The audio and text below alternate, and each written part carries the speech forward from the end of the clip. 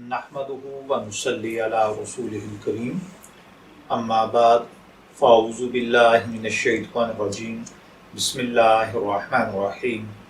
अस्सलामु अलैकुम dear viewers, आपके फेवरेट रूहानी चैनल शऊर इन्फो से मैं हूं प्रोफेसर शब्बीर अहमद। हमारा आज का टॉपिक है बुखार का रूहानी इलाज। अल्लाह ताला हर भाई बहन को, बच्चे बड़े बूढ़े को बुखार जैसे अमराज से महफूज रखे।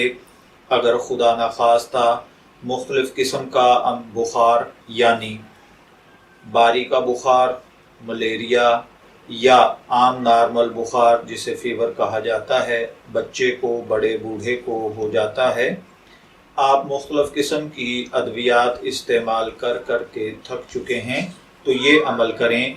इंशाअल्लाहुल अज़ीज़ इस अमल की बरकत के साथ वो शख्स सेहतमंद और तंदुरुस्त हो जाएगा।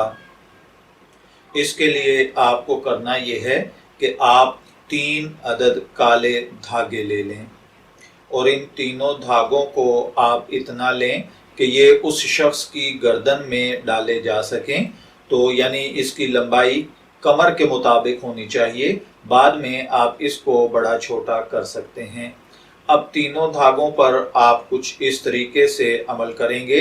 मैं ये एक धागे का अमल बता रहा हूँ, आप ये अमल इसी तरह तीनों धागों पर कर लेंगे और फिर तीनों धागों को इकट्ठा बल देकर मरीज के गले में डाल देंगे और ये उसके गले में जब तक डला रहेगा इंशाअल्लाहुल अज़ीज़ उसे बुखार नहीं होगा।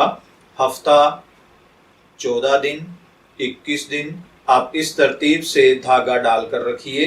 यानी अगर बुखार उतर जाए तो 7 दिन बाद उतार दें। अगर 7 दिन में बुखार नहीं उतरता तो 14 दिन बाद उतार दें। अगर 14 दिन में भी नहीं उतरता तो फिर आप इसको ज़्यादा से ज़्यादा 21 दिन तक पहने। इंशाअल्लाहुल अज़ीज़ दोबारा ज़िंदगी भर बुखार नहीं होगा।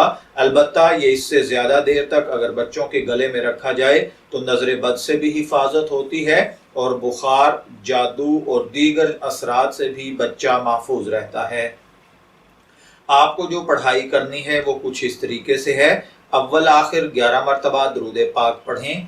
उसके बाद पहली गिरा आप धागे पर लगाएंगे 5 मरतबा सूरह फातिहा पढ़कर।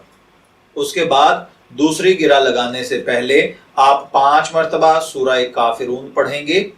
तीसरी गिरा में 5 मरतबा सूरह इखलास पढ़ेंगे और चौथी गिरा में आप सूरह फलक, 5वीं गिरा में 5 मरतबा सूरह नास पढ़ेंगे। यानी 5-5 मरतबा आप चारों कुल पढ़ेंगे और सूरह फातिहा पहली गिरा पर पढ़ेंगे। आप इस तरीके से ये गिरहें लगाएंगे और ये धागा मरीज के गले में बांध दें। इंशाअल्लाहुल अज़ीज़ बुखार से मरीज महफूज रहेगा और अगर बुखार चढ़ता है तो वो उतर जाएगा।